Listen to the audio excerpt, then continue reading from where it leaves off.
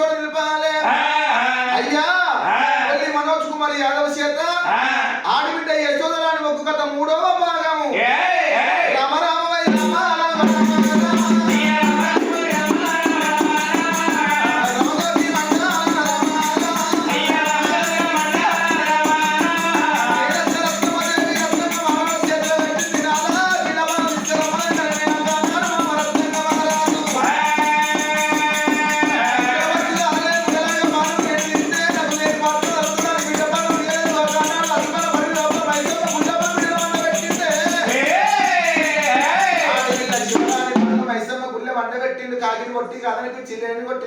రత్నమ్మ నమ్మించిండు అడవిలో రత్నమ్మన భర్త పిల్లపానం తీసిందనుకో నమ్ముతున్నది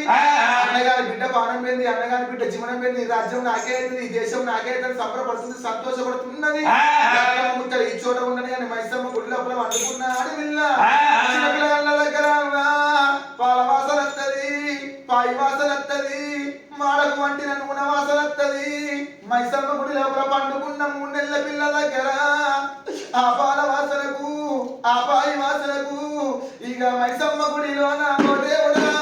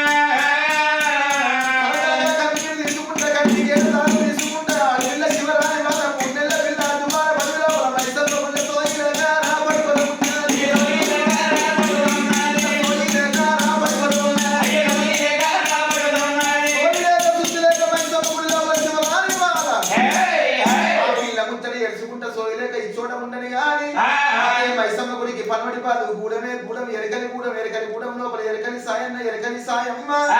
ఇంకొక పందుల గుప్పు పట్టుకున్నాడు అతుపన వడివి పోయిగానే అడవి లోపల పందుల వైపు కట్టనా అని కట్టకొట్ట పందులు ఇడిచిపెట్టు ఎరకని సాయమ్మ కావేరి కట్టకొట్టి పందుల గుప్పు ఇడిచిపెట్టిండు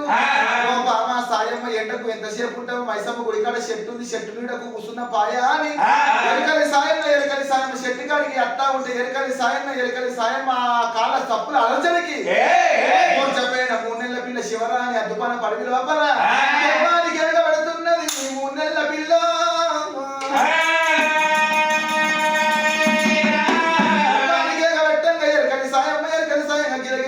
మైసమ్మ గుళ్ళకి వచ్చిండ్రు మైసమ్మ గుడి లోపల రక్తపు అడుగుల్లో వండుకున్న బిడ్డని కళ్ళ చూసి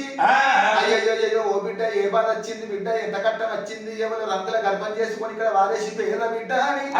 ఆడపిల్లని ఎత్తుకున్నది ఎరకని సాయమ్మ కొడుకులు లేని బాబుకు నాదా బిడ్డ లేని బాబుకు నాదా మనకు కొడుకులు లేని బిడ్డ లేని మైసమ్మ తల్లి మనకు బిడ్డనిచ్చిందా అని నాదా ఎవరో రంగుల గర్భం చేసుకొని బిడ్డని ఇక్కడ వారేసి పోయినట్టున్నారు ఈ బిడ్డను మనం దాడుకుందాం అని బిడ్డను ఎత్తుకొని ఎరకలి కూడా పోతున్నారు ఎరకలి సాయమ్మ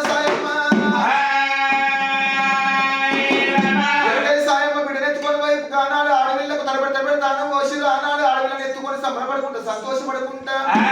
అరే గొల్లల్లో ఆడకట్టుకొని గొల్ల మేకల పాలు తీసుకొచ్చింది కానీ ఆడ పిల్లకు పాలు అడుగుతా ఉంటే పాలు తాగిన శివరాని బాధ పండుకుంటున్నది ఎరకలు ఏళ్ళ లెక్కలు పెడతా ఉంటే బిడ్డ దొరికినప్పటి 21 రోజు నాడు లెక్కలు పెడతా ఉంటే ఈ 50 రాజు ఈ బిడ్డకు ఏం పేరు పెట్టిరో మనకు తెలియదు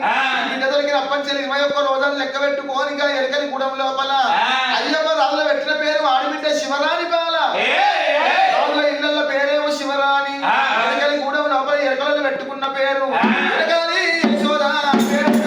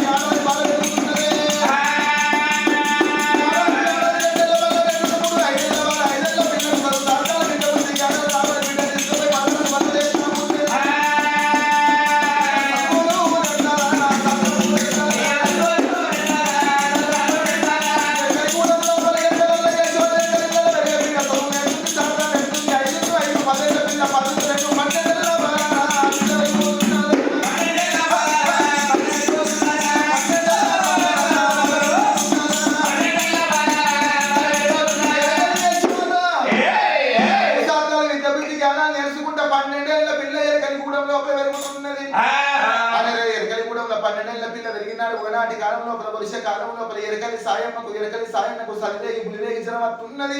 అయ్యమ్మకు సాధన అయితలేదు ఆడవిల్ల గుణవంతురాల జ్ఞానత్తురాలు ఎరకలి యశోద కళ్ళ చూసింది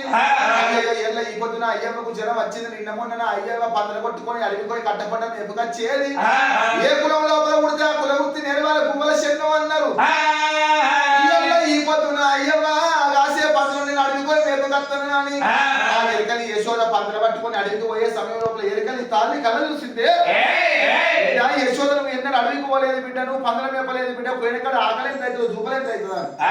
ముఖ్యమంత పెరుగు లోపల పౌడం అంతా సర్ది కట్టింది ఆ పక్కన గుర్ర లోపల నీళ్ళు వచ్చింది నా బిడ్డ నీకు ఆకలైనప్పుడు అన్నం తిను అన్నది యశోద పందలకు పందల పట్టుకొని అడవికి పోయి మేపకత్తనా అని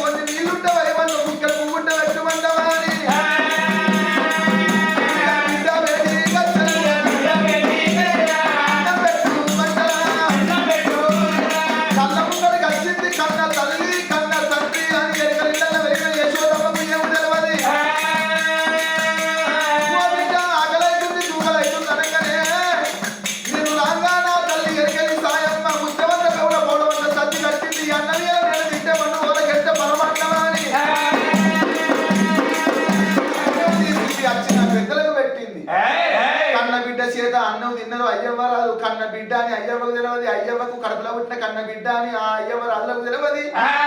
ఓ బిడ్డ అయ్యల్ల నువ్వు తినే అన్నం నాకు